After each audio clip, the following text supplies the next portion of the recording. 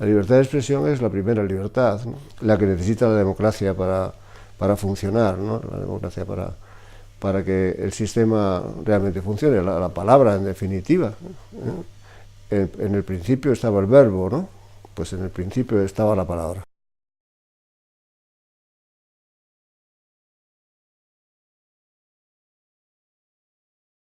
Sin ninguna duda, la Constitución vigente es la mejor de nuestra historia, la mejor en términos absolutos. Va camino de ser la más duradera, todavía en esto le gana la de 1876, pero sí es la mejor porque ha conseguido reglamentar la vida de los españoles como no había ocurrido nunca, consagrar los derechos como no habíamos tenido tantas garantías en toda la historia, separar los poderes y hacer que funcionen las instituciones de un modo solvente y satisfactorio. Analizada en comparación con cualquiera de las constituciones anteriores, pues se notan mucho esas enormes diferencias. La Constitución de 1812 apenas estuvo vigente 5 o 6 años, unos periodos muy cortos de vigencia, y las demás siempre tuvieron achaques de modo que de un modo u otro o se autodestruyeron, las liquidaron los propios operadores jurídicos y políticos de cada época, o fueron arrumbadas por golpes de Estado, por alzamientos, por revueltas, en fin, de los diferentes acontecimientos tan frecuentes en la vida política del siglo XIX. La Constitución vigente actual, la de 1978, pues ha recuperado y mejorado todas las regulaciones que eran deficientes en nuestro constitucionalismo histórico y las ha superado con creces. Me parece que puede servir como criterio para organizar la historia del constitucionalismo decir que hubo un tiempo de constituciones revolucionarias, que son las constituciones, la primera de todas, la Constitución americana, la de Estados Unidos, de 1787. Luego vienen las constituciones francesas de la Revolución, muy especialmente la Constitución de 1791 en Francia. Y esos modelos revolucionarios se proyectan y extienden a casi toda Europa, España incluida, con la Constitución de 1812, hasta que hay una reacción, se produce una gran reacción después de las guerras napoleónicas y hay un cierto retorno al constitucionalismo entendido como una norma otorgada por el monarca. Y toda Europa del siglo XIX está llena de vaivenes. Esto que describimos en España, hay que ver que no nos dura nada una Constitución, hay que ver lo difíciles que somos para la convivencia. Ocurre exactamente igual en la Europa que podemos tomar como modelo, muy especialmente en Francia. Todo ese periodo de inestabilidad es sustituido por otro muy estable que empieza con la posguerra mundial. Cuando la guerra acabó, se montaron nuevas constituciones que pretendían ser constituciones de la regeneración, constituciones alguien las ha llamado del recomienzo, ¿no? de volver a empezar, constituciones que hicieran imposible que pudieran ocurrir otra vez las atrocidades que se habían producido durante la guerra, y por eso establecieron muy especialmente garantías de algunos derechos más firmes que como habían existido con anterioridad, garantías de la dignidad humana, para que no hubiera vejaciones y atropellos como los que habían ocurrido durante los regímenes nazis y fascistas, y además establecieron unas garantías suplementarias para que fuera más difícil abusar del poder. Para que no se abusara del poder, una fórmula clásica que viene de Montesquieu era que las funciones básicas de cada poder lo ejercitaran instituciones distintas, legislativo, ejecutivo, judicial. Pues a esto, que se restablece con fuerza también en España después de una dictadura, se añade una división vertical del poder, para que no solo se ejerzan cada poder por instituciones distintas, sino también se reparta el poder entre el Estado, comunidad política, y las comunidades políticas territoriales, que entonces se constituyeron. Después de estas constituciones, que son muy estables, todas muy estables, porque han incluido cláusulas de reforma que se vienen utilizando para adaptar las constituciones a su tiempo e ir solventando problemas que se plantean con frecuencia. Las constituciones actuales están muy influidas por normas supranacionales, la Constitución española, aunque la soberanía nuestra se conserve íntegra, o la francesa o la italiana, es difícil hacer una Constitución que contravenga reglas de orden que ha establecido la Unión Europea, sin las cuales realmente uno, para modificar esto, hay que irse de la Unión Europea, y fuera de la Unión Europea hace mucho frío. Por tanto, hay que ajustar el poder constituyente y el poder de reforma a lo que en Europa, a las reglas que nos vienen dadas de Europa, o las reglas internacionales en materia de protección de derechos. Hay muchas normas que condicionan esto, y nos condicionan porque la vida política y jurídica está mucho más interrelacionada que como ha estado hasta ahora, ¿no? El mundo globalizado y las regulaciones a través de la red, en fin, se abre un nuevo periodo constitucional, en el que es más difícil ejercer con absoluta autonomía el poder constituyente o el poder de reforma. Las he llamado las Constituciones 3.0, por ponerle un nombre que sea un nombre acomodado a la revolución digital. Esta es una Constitución que tiene muchas diferencias con las Constituciones decimonónicas. Las Constituciones decimonónicas, empezando por la primera, la Constitución de 1812, la de Cádiz, fue una Constitución revolucionaria, porque su objetivo primero era arrumbar las instituciones del antiguo régimen, empezando por el absolutismo, la concentración del poder, la falta de garantías de los derechos, y estableció un orden político, social y político y jurídico nuevo, basado en principios diferentes. Eran entonces los principios sobre los que habían teorizado los grandes filósofos de la Ilustración, y que luego pusieron en pie en un texto constitucional los revolucionarios franceses de 1789. Sin que hubiera una revolución tan intensa, en España también es un periodo revolucionario el que empieza en 1808 y termina con la Constitución de 1812. En el plano de los principios establece un orden nuevo. De un modo u otro, todo el siglo XIX es un siglo de pugnas entre a quién pertenece la soberanía, si al pueblo o al monarca, o a los dos juntos, qué derechos se pueden garantizar y cuáles no, y hay muchos movimientos revolucionarios que implantan los derechos con mucha fuerza y otros que los debilitan y los desconocen. 1834 es una época de plena soberanía del monarca y de retorno al pasado. 1837 es un momento progresista. 1845 es un periodo conservador. 1869 de nuevo es un tiempo revolucionario. 1876, las fechas, los años son cada una de las constituciones que hemos tenido, pues es otro periodo de equilibrio basado en que la soberanía reside tanto en el pueblo como en la corona. 1931, en fin, es la época republicana que da un paso adelante, asimilándose a lo que ya eran las constituciones en aquellos años en el resto de Europa. Las constituciones están para reformarlas.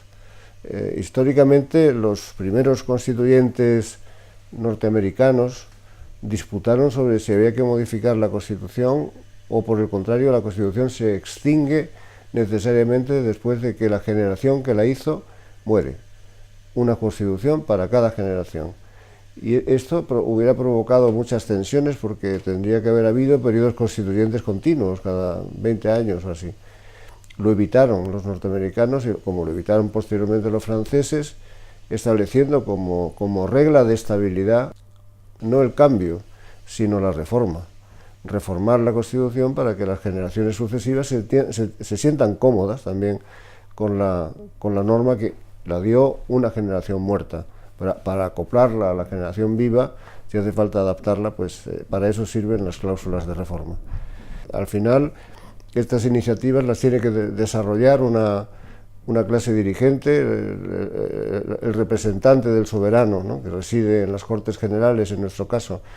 Son ellos los que lo tienen que hacer, a impulso o no del gobierno. Pero yo creo que no hay que tener un miedo especial a abrirse a las reformas. Es más, me parece que momentos de fragmentación política como los que ahora vivimos en España no son precisamente más malos que los momentos de mayorías absolutas. Las mayorías absolutas a la postre acaban incorporando reformas que responden a la opinión o a la ideología de esa mayoría. pero es mejor que el universo político esté fragmentado para que el resultado sea grato para todos, ¿no? Satisfaga a todos al mismo tiempo. Pero en fin, para poderlo hacer hay que sentarse, preguntar a los expertos cómo lo ven, dejarles que hagan informes y propuestas, y luego los que son los representantes de la soberanía popular lo traduzcan y lo asuman o no. Para hacer una buena reforma hay que trabajar en la reforma, no hay que esperar a que llegue el Espíritu Santo y le inspire a los políticos, hay que trabajar en la reforma. El pueblo es soberano y el constituyente puede cambiar cualquier cosa, pero conviene no jugar con las cosas que valen y que funcionan y que están acreditadas. Si se examina con cierta moderación, ¿no? Como hay que hacer con una cosa tan grave como la reforma constitucional, si se examina con moderación nuestra Constitución vigente, capítulo a capítulo o título a título, se puede ver fácilmente dónde están, cómo jerarquizar los tiempos y cómo jerarquizar las urgencias de la reforma. El título primero de la Constitución está dedicado a principios y valores fundamentales, donde no hay prácticamente nada que tocar, porque ahí hablamos de libertad, de igualdad, de solidaridad, de unidad, de autonomía, los grandes valores que son valores perdurables, ¿no? El siguiente título se refiere a los derechos fundamentales. Bueno, se puede pensar si falta algún derecho que merecería la pena que estuviera enunciado en la Constitución, pero tenemos que considerar que hay derechos que comprenden, que están en la Constitución y conllevan dentro otros que algunas veces echamos de menos, ¿no? Pero están en la Constitución. Hay poco que cambiar en materia de derechos, ¿no? Tenemos un surtido de derechos en la Constitución muy grande, que además, si faltara algo, hay normas en materia de derechos, como la Carta Europea o la Convención Europea, la Carta de la Unión Europea o la Convención Europea del 50, que le dan una cobertura todavía mayor firmeza a las declaraciones de derechos y además un sistema de garantías, el Tribunal de Justicia Europeo en un caso, el Tribunal de Justicia de Estrasburgo en otro, que hace muy difícil mejorar lo que tenemos, muy difícil. Los títulos siguientes pues se refieren a principios económicos y sociales que están formulados con suficiente amplitud como para que cualquier política quepa dentro de esos. ¿Se puede mejorar? Pues sí, se puede incluir con más fuerza, como ahora se pide, el derecho a la vivienda, el derecho a la salud, por cierto, por su seguro, ¿no? Pero también es difícil, porque esta clase de derechos económicos y sociales tienen que tener detrás un presupuesto público y dependen mucho de la coyuntura económica, aunque, bueno, un mínimo se puede garantizar. Luego viene toda la parte organizativa del Estado, la corona, el gobierno, la administración pública, las instituciones fundamentales. ¿Qué tocar ahí? Pues hombre, siempre el Senado hay que cambiarlo. Bueno, sí, si se mejora el sistema de autonomías territoriales, sí, pero vamos, hay una base muy firme, está muy arraigada y hay pocas cosas más que se puedan añadir, a lo mejor de alguna institución en concreto. Se habla con frecuencia sobre el Senado, el Consejo General del Poder Judicial, en fin, se citan algunas instituciones más débiles y con regulaciones más insatisfactorias. Luego viene todo el capítulo dedicado a las autonomías territoriales, y ahí sí, ahí reside, mientras en lo otro se puede ver cómo se arregla alguna cuestión. El título 8 es un título muy defectuoso y muy necesitado de reforma. Eso habría que mejorarlo y ahí hace falta acometer las reformas. Si hubiera que establecer un orden, las primeras, las del título octavo. Y lo demás que queda, pues tampoco es no presenta problemas especiales, ¿no? que hubiera que revisar, pequeñas cosas. El comentario mínimo a la Constitución es una idea que yo planteé en la Comisión Asesora para la celebración del 40 aniversario, a la que tengo el honor de pertenecer, y dije que me parecía que había que hacer un comentario fácil de la Constitución. Lo hemos llamado mínimo, pero podría haberse llamado fácil, breve, esencial, porque la idea era esta, por ayudar a la lectura de la Constitución con comentarios simples, con comentarios sencillos, renunciando a la erudición. Un comentario hecho por expertos, pero hacia gente que no lo es, ¿no? Lo cual no se puede imaginar lo difícil que es pedir a alguien que sabe mucho, que escriba todo lo mucho que sabe en una página, ¿no?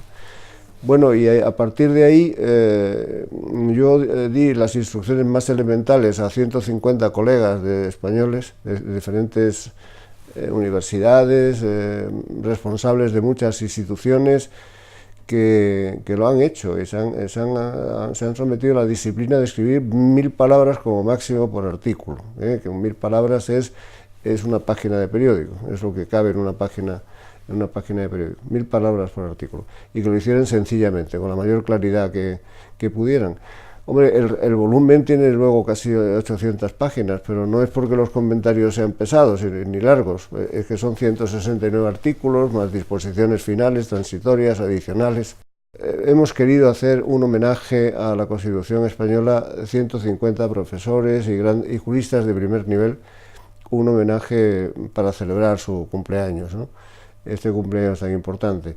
Y procurar que en las casas de las gentes, los que de algún modo tienen que manejar la Constitución, como ocurre con profesiones que no son las de los juristas, un periodista o un médico o un escritor, puedan tener una aproximación fácil, y también porque en esas casas, cuando aparezcan gente joven que ya tienen la Constitución como una cosa antigua, pues que vean que si sigue rigiendo está sobre nuestras cabezas, igual la abren y un día pues simplemente abriéndola aprenden cosas de la Constitución.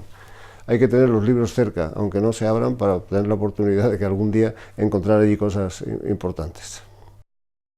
La libertad de expresión es la primera libertad, ¿no? La libertad, la llamaron así los padres de la Constitución norteamericana. Cuando se hicieron las primeras reformas, consistió en añadir a la Constitución un catálogo de derechos, ¿no? Y en el artículo 1 pues aparece el derecho, la libertad de pensamiento y la libertad de expresión. Una libertad, decían allí, que no es ni legislable, es una libertad previa a la legislación que el legislador no puede restringir de ninguna manera. Esta idea, que es muy bonita, de las libertades insusceptibles de ser legisladas, libertades ilegislables, las llamaron nuestros constituyentes del año 69, de 1869, y hay algunos discursos preciosos de Castelar en aquellos constituyentes donde decía, bueno, regular la libertad de expresión es como regular el funcionamiento de mi corazón mediante una ley, ¿no? Y es cierto, pues esa es la primera de las libertades, la que necesita la democracia para funcionar, ¿no? La democracia para que el sistema realmente funcione, la palabra en definitiva, ¿eh? En el principio estaba el verbo, ¿no? Pues en el principio estaba la palabra.